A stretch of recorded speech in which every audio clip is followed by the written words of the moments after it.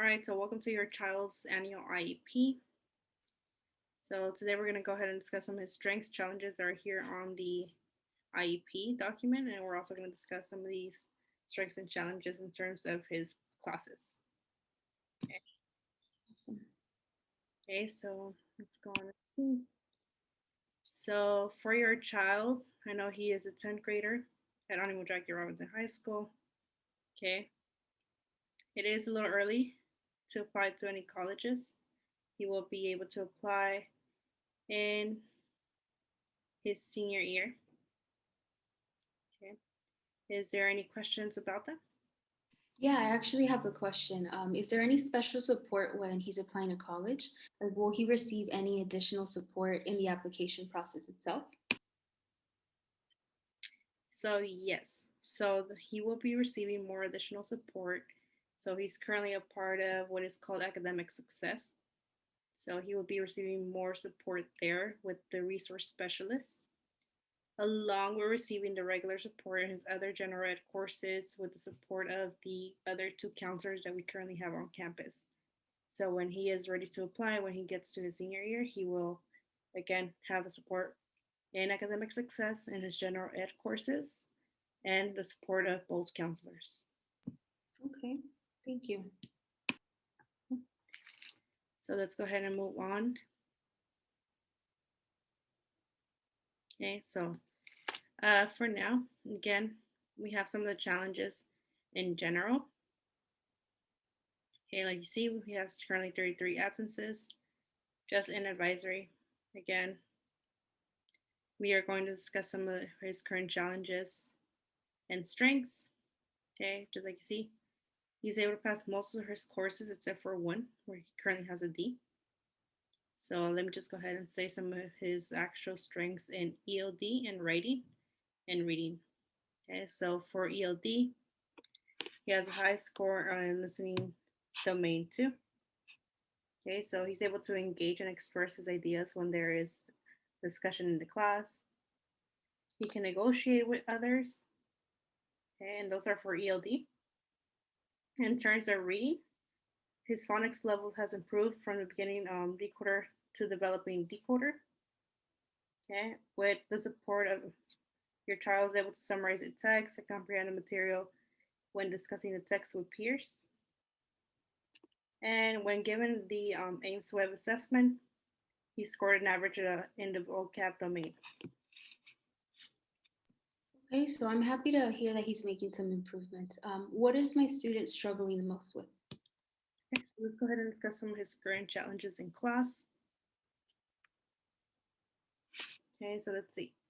So for writing, he struggles to produce clear and coherent writing and introducing paragraph independently and formulating a thesis. Again, for writing, he has grammatical errors and they're always there. Okay, so he struggles constantly and he uses the wrong pronouns. Okay, now for math, he struggles with retaining vocab and often requires frequent prompts or remembers here and there during class, but he also, again, he needs to be reminded constantly about this vocab.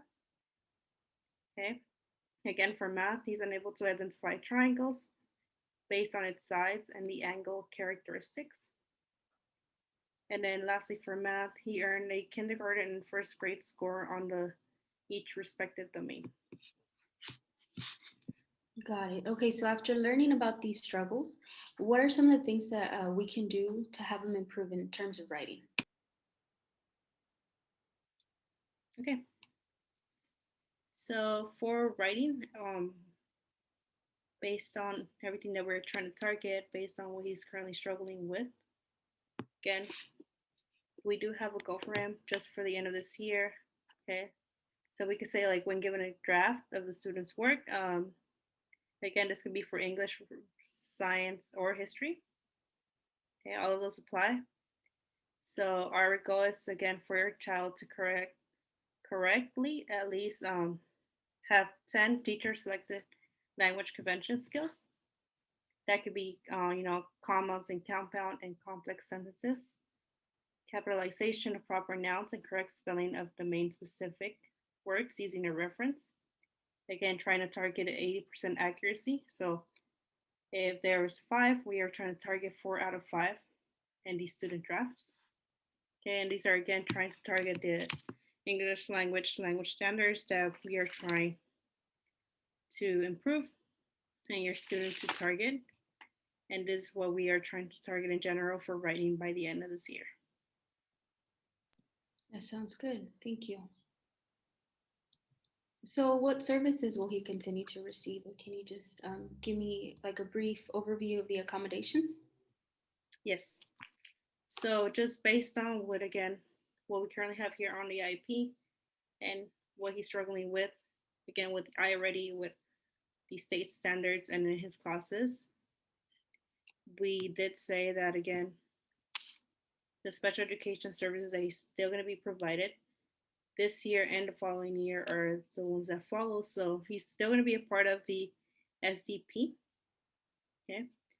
And he's going to have the support from, again, a resource specialist, along with paraprofessionals that teach general education courses. He's going to have, again, these SDP courses that are in general a lot smaller than general ed courses as well, and the subjects that he needs more support with. And then again, he's still going to have academic success. That is where he gets one-on-one support from a resource specialist. Okay. Now the accommodations stay the same, just like you have seen previously in the IEP. What we just added is just for testing writing in the classroom. So for testing, the accommodations that we have is extended time on assessments. He's going to receive small group testing, reduced answers, questions being read out loud to him. And that is going to be, again, with the support of a paraprofessional in the classroom. For writing, he's going to have access to quote banks, sentence frames, transition phrases, outline, and access to a laptop that he can edit his writing and assignments in. Okay. For the writing, again, he's going to also have the support from a paraprofessional, which he could be pulled out into a smaller setting for additional support. And in the classroom, just again in general, he's going to have repeated directions from both, again, paraprofessional and the teacher. He's going to have small group settings. Again, this is where a paraprofessional pulls out the student and takes them out to a different classroom. They're about 4 or 5 students in a group. So it's, again, more support, more one-on-one support. He's going to have extra time on tests and assignments. And then he's going to have the ability to have any content being retaught by either the teacher or with support of the paraprofessional. And then he's going to have simplification of assignments and preferential seating if he wants to. Do you have any other questions?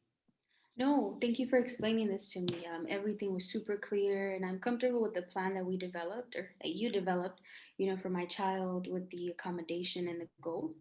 So if I have any questions, I'll make sure to reach out to you for support. Thank you. Perfect. Again, if there's anything else that you would like to look at or improve from here on to the next meeting, just make sure you look at the IEP. And again, if you guys have any questions, then just feel free to contact me at any time. Thank you. Thank you.